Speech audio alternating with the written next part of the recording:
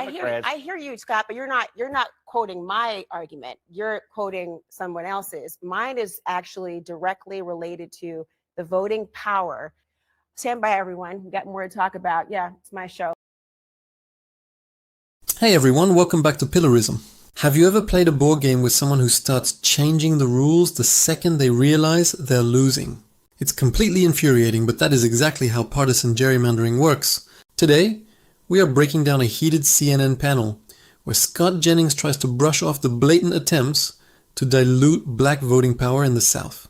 Laura Coates is absolutely not having it, and she completely shuts down his talking points by bringing the actual facts. If you're tired of politicians rigging the system, hit like and subscribe. Let's roll the tape. Democrats scoring a 1-2 punch against Republicans in the redistricting war today. In Alabama, a federal court blocked the state from using a GOP-drawn map in the upcoming midterm elections. The three-judge panel called it unfair to black voters, and I should note, 2 of those judges were Trump appointees. Now let's go to South Carolina, where early voting began just today. And the state Senate defied Trump's push for a new map that would have drawn Congressman James Clyburn right out of his district. 14 Republicans voted to kill that plan.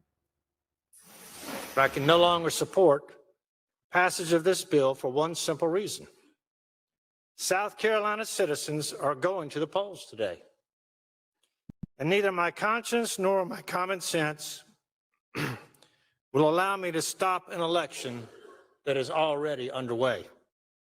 The panel is back with me. All right, Shermichael, you know that you risk some wrath from President Trump when you defy his orders. So, did they do? FYI.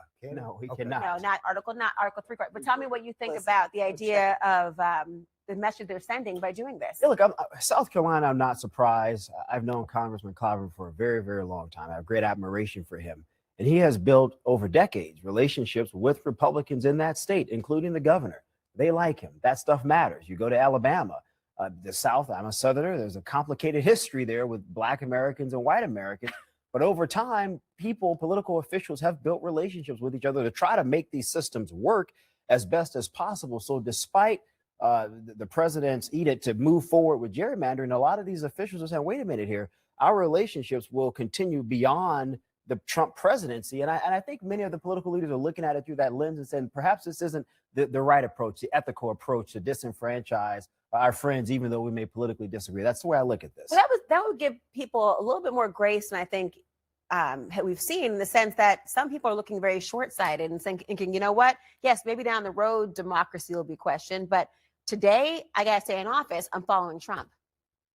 Well, a lot of people have made that decision that, I'm going to make a party decision. Now, in South Carolina, the election was going on, and so they did have an out. And that's what I think a lot of them were arguing. They may come back and redraw this in 28 and turn it into a 7-0 map. So, it's one seat. Would it be nice to have when the fight for the House is going to be, I think, pretty nip-tuck? Absolutely. Is it the end of the world?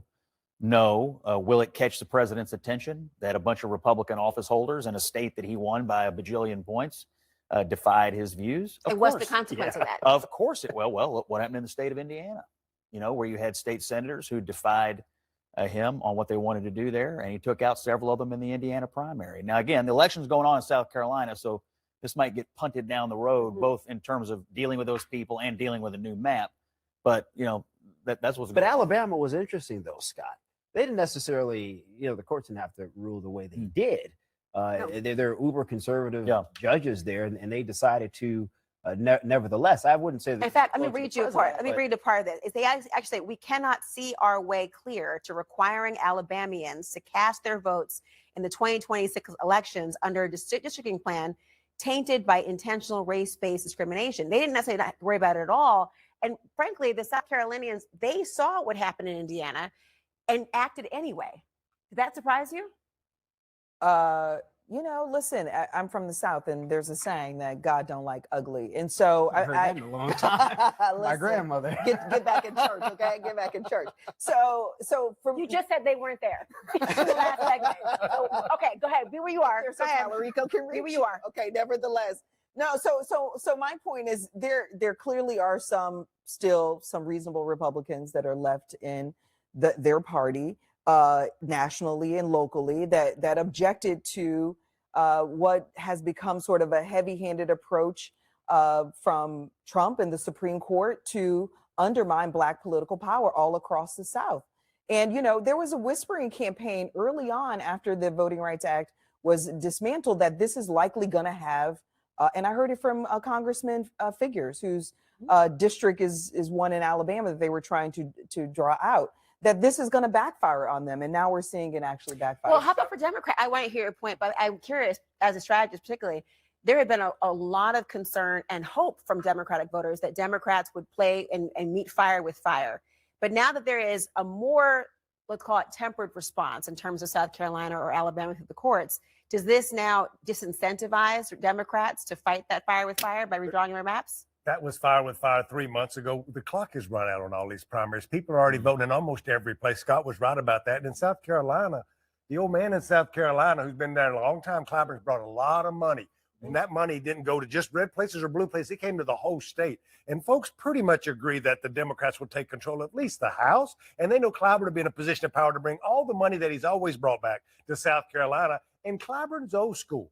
Clyburn gets along with lots of people down there. He has a fish fry. He's not one of these flame-throwing folks down there. Like, there's still folks that like him down there. I think that's why you saw this. So if this weren't Clyburn, though, yes, but if it weren't Clyburn, are you saying that they would have done something different? Or is it the fact that, I mean, is it more than just Clyburn's district that was at stake? I mean, I think we should not lose sight of the fact that this is a long game for Republicans. The undermining of the ERA is not just about this particular midterm. It's about midterms. So I think Democrats are going to continue to fight fire with fire because we understand that this isn't just about November. Again, it's a long-term play to undermine Black political power. How does this, how does the Calais case, the VRA case, undermine Black political power? All Black Americans, all white Americans, all Americans before the Calais case had one vote, and now they all still have the franchise and they have one vote. Why is it undermining Black political power just to take away an artificial floor of Democratic seats? Oh, me. Okay, I'm taking the this one. lawyer. There you go. So I was in the voting section of the Civil Rights Division. And I'll tell you, as everyone realizes, that when you dilute the voting power of a particular population, the one person, one vote is essentially a myth. If you tell them that they're going to be separated and can never actually vote for a candidate that they're choosing or have the opportunity to have that candidate elected, that's problematic. And before you give me that squint, don't tell me that Republicans have fewer offices in the New England or wherever. But the crux of the matter is the Voting Rights Act of 1965 was designed to make sure that voting strength was universal. And if you dilute that power through gerrymandering and separating districts, then you do undermine the ability to do that very thing. Their power That's to do exactly what, though? to elect a candidate of their choosing, not entitled to the winner, but a candidate of your choosing. But they're going to go to the polls and they're going to see names on a ballot and they can vote for anybody on that ballot they want.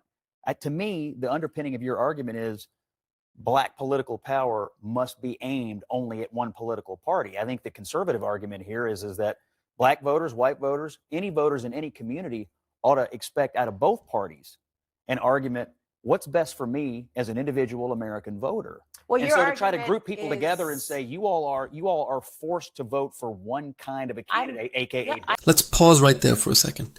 You know that incredibly frustrating experience when you are trying to have a serious conversation about fairness, like dividing up household chores evenly, and the other person completely derails it by claiming you just have a personal vendetta against them?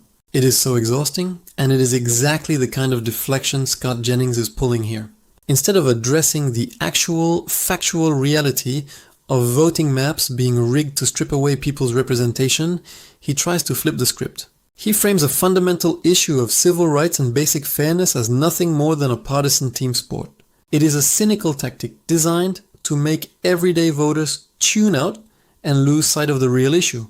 Your vote should count equally, no matter who you are or where you live.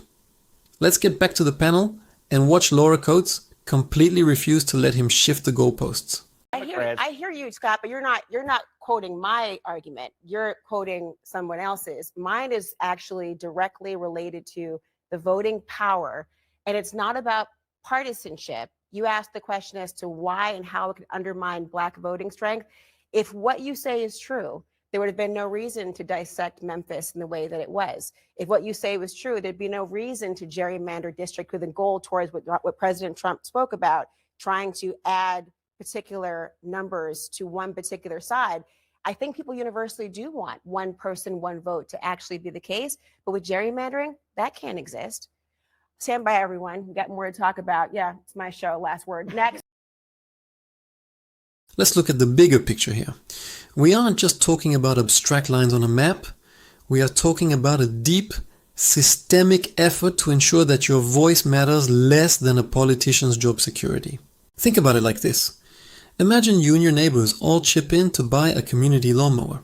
But right before it's delivered, one person on the block secretly rewrites the neighborhood bylaws, declaring that only the households on his side of the street get to decide who actually uses it. It is incredibly shady, it is unfair, and it ruins the trust of the entire neighborhood. That is exactly what gerrymandering does to our democracy. It allows politicians to pick their voters instead of voters picking their politicians. When Scott Jennings tries to downplay this by saying it's just a standard partisan game, or by throwing out deflections about New England, he is trying to trick the audience into looking away from the real damage. The federal court in Alabama, which included 2 Trump-appointed judges, by the way, explicitly stated that they would not force voters to cast ballots under a plan tainted by intentional, race-based discrimination. That isn't a partisan opinion. That is a factual, legal reality. And look at what happened in South Carolina. It wasn't just a change of heart that stopped them from drawing Congressman Jim Clyburn out of his district. It was the fact that the community made it clear that a racial gerrymander would cost the state millions of dollars in boycotts. When the NAACP and local organizations flexed their economic power, suddenly 14 Republicans found their conscience and voted to kill the bill. This is the political reality of May 2026. True patriotism isn't blindly accepting the system when it's rigged. It is standing up and demanding that the rules apply equally to everyone. When commentators try to dress up voter suppression as simple team sports, they are counting on us being too tired or too distracted to notice.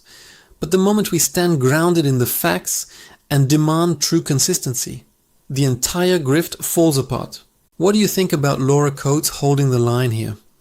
Do you think the courts are doing enough to protect the principle of one person, one vote? Drop your thoughts in the comments below.